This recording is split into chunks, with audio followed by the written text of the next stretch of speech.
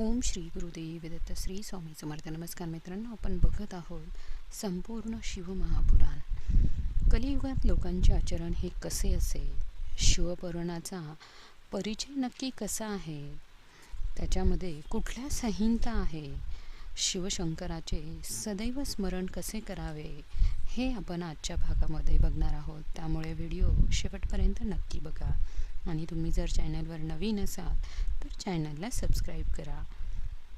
कपूरगौरम करुणावतारं संसारसारं भुजेंद्रहारं सदा वसंतं हृदयाविंदीं भवं भवान् सहितं नमामि.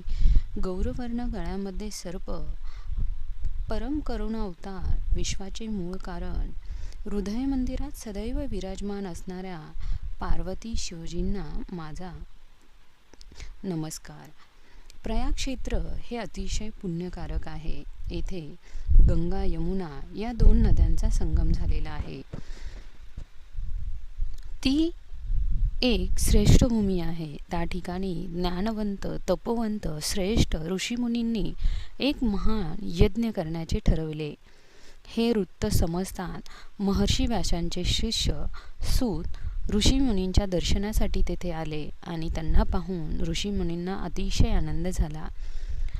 ऋषीमुनींनी सूतजींना हात जोडले आणि म्हणाले की आपण त्रिकाल ज्ञानी आहात. आपणाकडून अनेक गोष्टी आम्हाला समजावून घ्यायच्या आहेत.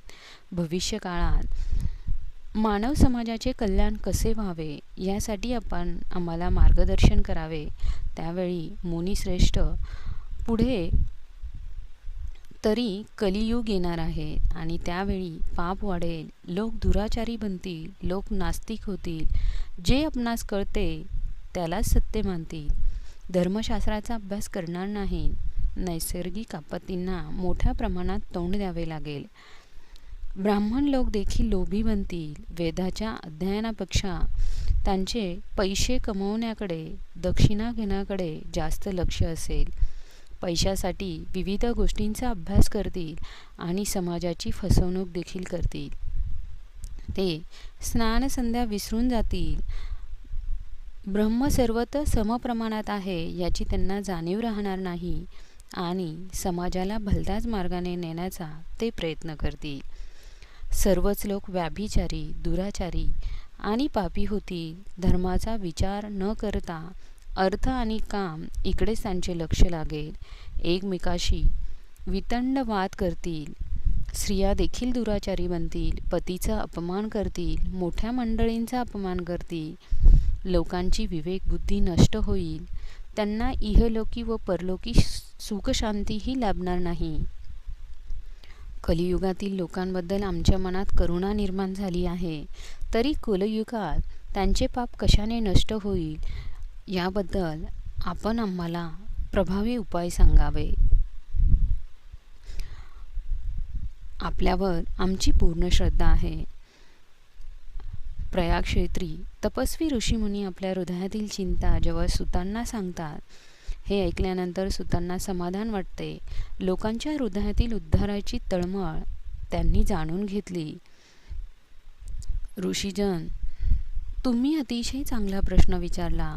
तुमचा हा प्रश्न तिन्ही लोकांचे हित करणारे आहे. महर्षी व्यासांचे स्मरण करून मी तुमच्या प्रश्नाचे उत्तर देतो आहे. परमपवित्र शिवपुराणाचे कथन करत आहे. शिवपुराण चारी पुरुषार्थांची प्राप्ती करून देणारे पुराण आहे. अज्ञानरूपी अंधकार नाहीसा करून ज्ञानाचा प्रकाश निर्माण करणारे आहे. त्याच्या श्रवणाने आनंदरूपी हृदयकमळ पूर्णपणे विकसित होईल. सर्वत्र सुखाचे साम्राज्य पसरेल. सुखाची फुले जीवनवेलीवर डोलू लागतील आणि त्याचा सुगंध सगळीकडे पसरेल. शिवपुराण भगवान शंकरांनी आपल्या स्वमुखाने सांगितले आहे आणि या पुराणाच्या 12 संहिता सांगितल्या आहे. त्यातील पहिली संहिता म्हणजे विद्येश्वर संहिता, ती आपण बघत आहोत. त्यानंतर आहे रुद्र संहिता, विनायक संहिता, उमा संहिता, सहस्रकोटी रुद्र संहिता, एकादश रुद्र संहिता, कैलास संहिता, शतरुद्र संहिता, कोटी रुद्र संहिता, मातृसंहिता, वायव्यीय संहिता आणि 12वी म्हणजे धर्मसंहिता. या 12 संहिता अतिशय पुण्यकारक आहे. मूळ शिवपुराणाचे 1,00,000 श्लोक आहे, परंतु महर्षी व्यासांनी याला 24,000 श्लोकांमध्ये संक्षिप्त केले आहे. प्राचीन काळी भगवान शंकरांनी शतकोटी लोकांचे एक महान पुराण ग्रंथ निर्माण केला होता. सृष्टीची आरंभी रचलेले पुराण अतिशय विस्तृत स्वरूपात होते.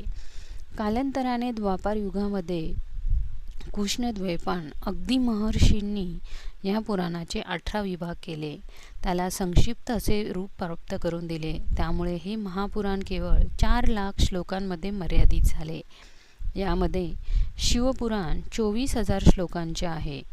महर्षी व्यासांनी यांचे संकलन केले. हे शिवपुराण अखिल मानवजातीचे कल्याण करणारे आहे.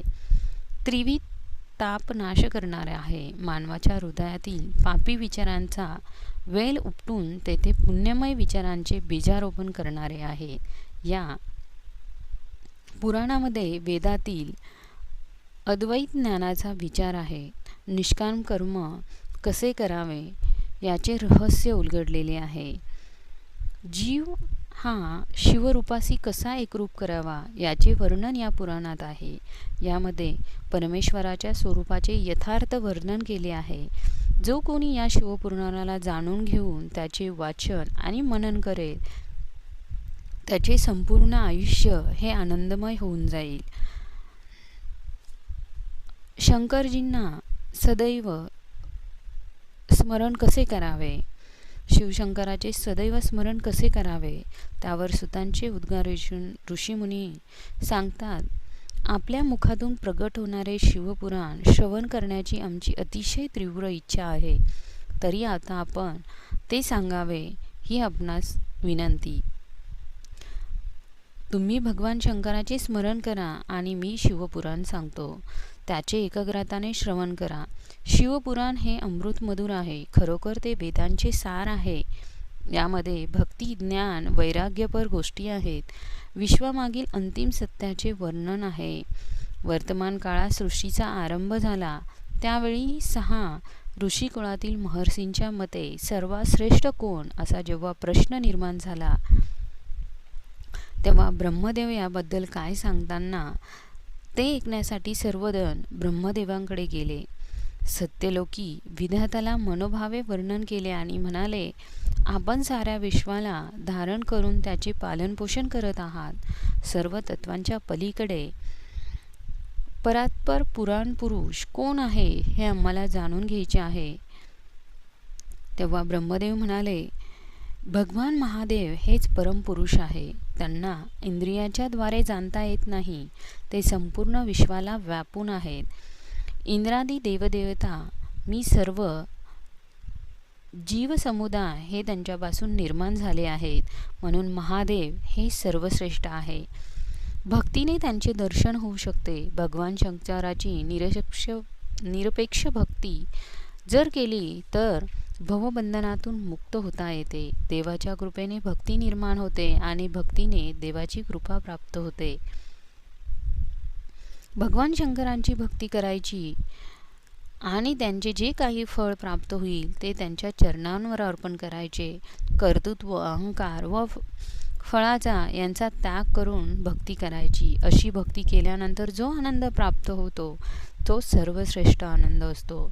भक्तीची साधना अनेक प्रकारेही करता येते. कानांनी भगवंताच्या नामाचे श्रवण हे करावे. त्याच्या लीलाविलासाचे वर्णन ऐकावे. वाणीने भगवंताचे स्मरण करावे. त्यांच्या गुणांचे कीर्तन करावे. मनामध्ये भगवंताचे सदैव चिंतन करावे. शिवाची प्राप्ती या साधनाने प्राप्त होते. नाम हे साधन, नाम हेची साध्य, अवघ्या साधनांचा लय येथे. नाम साधन व नाम हे साध्य आहे. ओम नमः शिवाय म्हणताना जो आनंद प्राप्त होतो तो सर्वात श्रेष्ठ असतो. मित्रांनो, पुढील भाग आपण पुढील भागामध्ये बघणार आहोत. त्यामुळे तुम्ही जर चॅनलवर नवीन असाल तर चॅनलला सबस्क्राईब करा. धन्यवाद.